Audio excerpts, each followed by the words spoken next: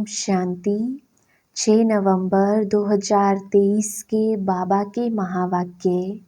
मीठे बच्चे, देही अभिमानी बनने में ही तुम्हारी सेफ्टी है। तुम श्रीमत पर रूहानी सर्विस में लग जाओ तो देह अभिमान रूपी दुश्मन वार नहीं करेगा। प्रश्न: विकर्मों का बोझ सिर पर है, उसकी निशानी क्या होगी? उसे हल्का करने की विधि सुनाओ। उत्तर: जब तक विकर्मों का बोझ है तब तक ज्ञान की धारणा नहीं हो सकती। कर्म ऐसे किए हुए हैं जो बार बार विघ्न डालते हैं, आगे बढ़ने नहीं देते हैं। इस बोझ से हल्का होने के लिए नींद को जीतने वाले निंद्रा जीत बनो। रात को जागकर बाबा को याद करो तो बोझ हल्का हो जाएगा। गीत माता ओ माता। ओम शांति।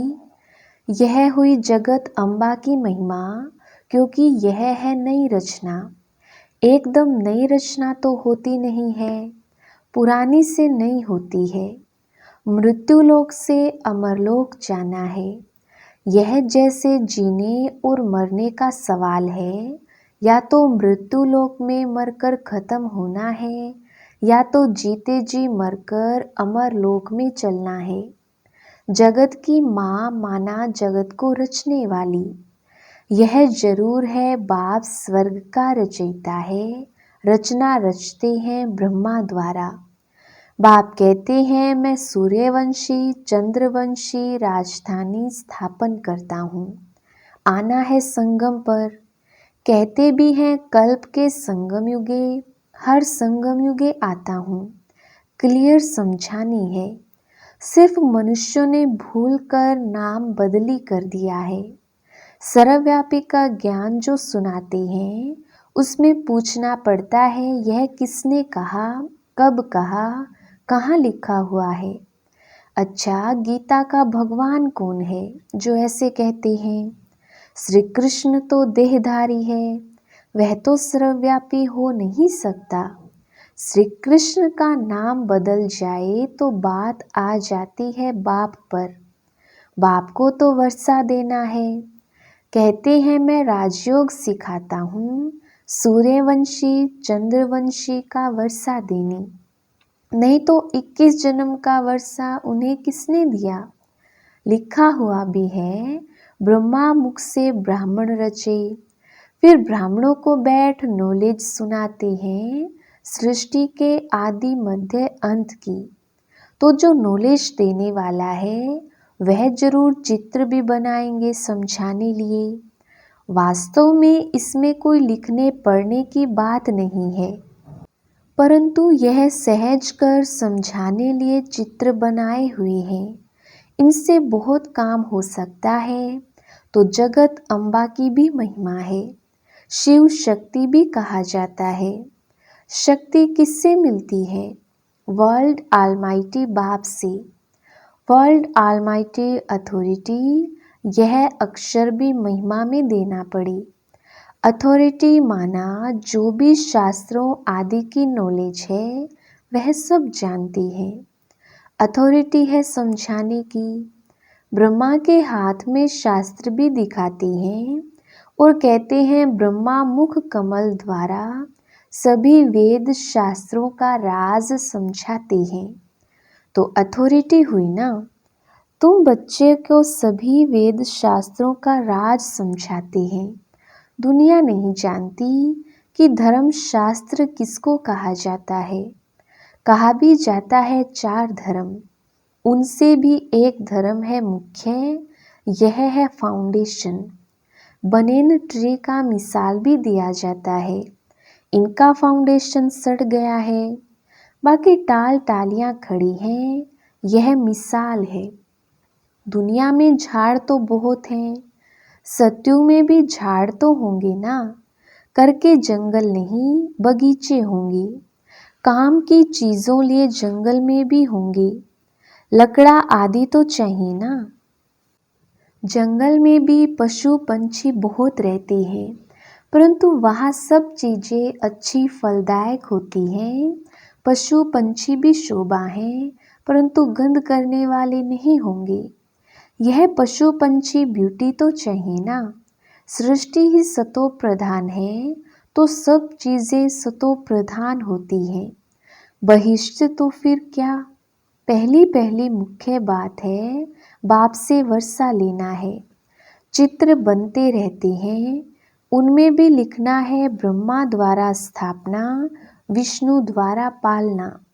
यह अक्षर मनुष्य समझते नहीं, इसलिए विष्णु के दो रूप लक्ष्मी नारायण हैं पालना करने वाले। यह तो समझते हैं, कोटों में कोई ही समझेंगे।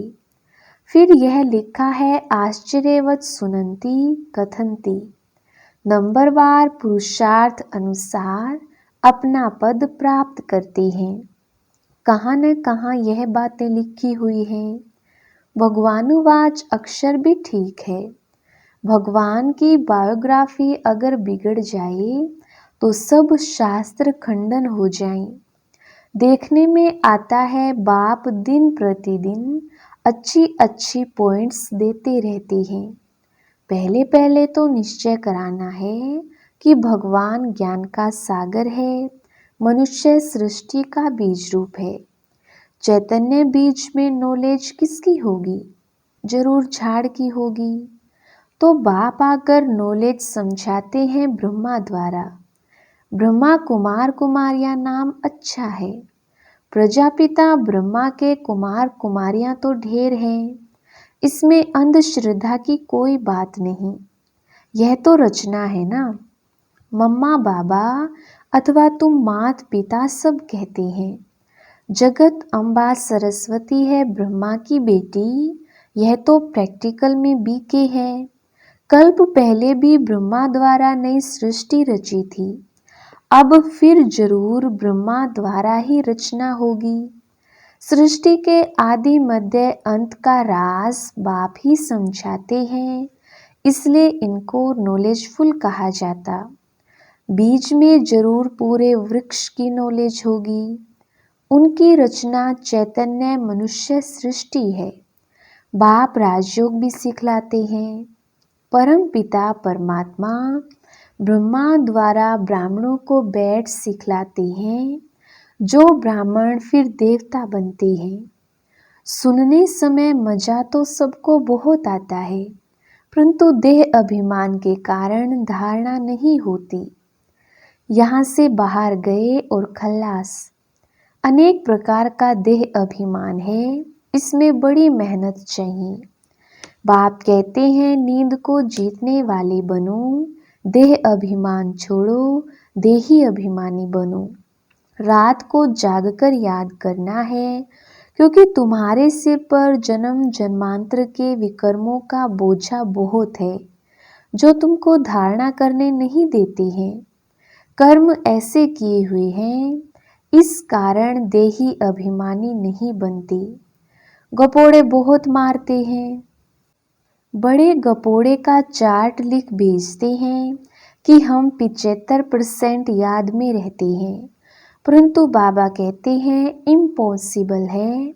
सबसे आगे चलने वाला खुद कहता है कितनी भी कोशिश करता हूँ याद करने की, परंतु माया भुला देती है। सच्चा चार्ट लिखना चाहिए। बाबा भी बतलाते हैं ना, तो बच्चों को भी फॉलो करना चाहिए। फॉलो नहीं करते तो चार्ट भी भेजते नहीं हैं। पुरुषार्थ के लिए समय मिला हुआ है। यह धारणा कोई मासी का घर नहीं है, इसमें थकना नहीं होता है। कोई समझने में टाइम लेते हैं, आज नहीं तो कल समझ लेंगे।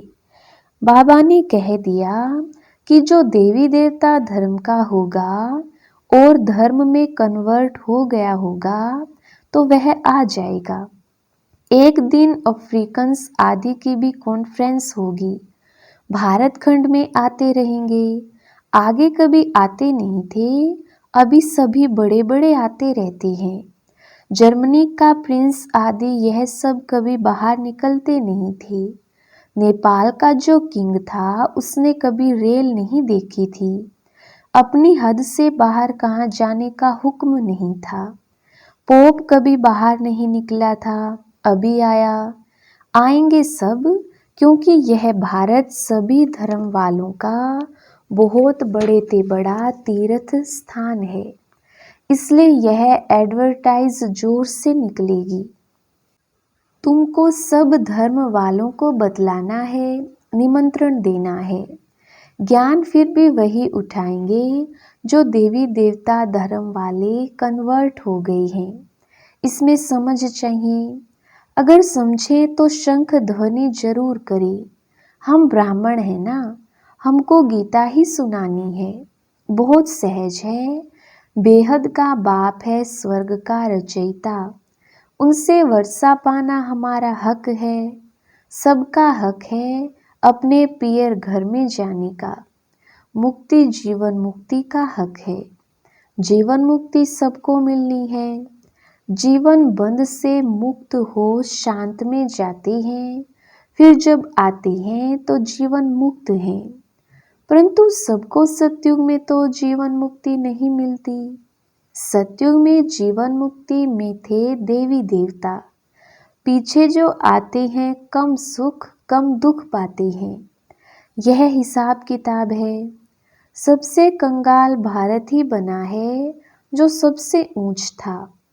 बाप भी कहते हैं यह देवी देवता धर्म बहुत सुख देने वाला है।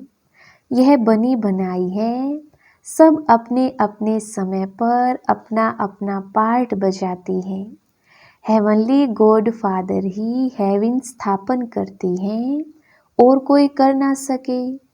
क्राइस्ट से 3000 वर्ष पहले बरोबर कहते हैं हेवन था, नई दुनिया थी। क्राइस्ट कोई वहाँ थोड़े ही आएगा, वह अपने समय पर ही आता है। फिर उनको अपना पार्ट रिपीट करना है। यह सब बुद्धि में बैठे तो श्रीमत पर चले। सबकी बुद्धि एक जैसी नहीं है। श्रीमत पर चलने की हिम्मत चाहिए। फिर शिव बाबा आप जो खिलाओ जो पहनाओ, ब्रह्मा और जगदम्बा द्वारा। ब्रह्मा ही सब कुछ करेंगे ना, तो दोनों कंबाइंड हैं। ब्रह्मा द्वारा ही कर्तव्य करेंगे। शरीर तो दो इकट्ठे नहीं हैं। कोई कोई कंबाइंड शरीर भी देखा है बाबा ने। सोल तो दोनों की अलग अलग हो गई। इसमें बाबा प्रवेश करते हैं, वह है नॉलेजफुल। तो नॉलेज किस द्वारा दे? श्री कृष्ण का तो चित्र अलग है। यहाँ तो ब्रह्मा चाहिए। प्रैक्टिकल में ब्रह्मा कुमार कुमारियाँ कितनी हैं? यह कोई अंधश्रद्धा तो नहीं है। एडॉप्टेड चिल्ड्रन को भगवान पढ़ाते हैं। कल्प पहले जो एडॉप्ट हुए हैं वही अब होते हैं।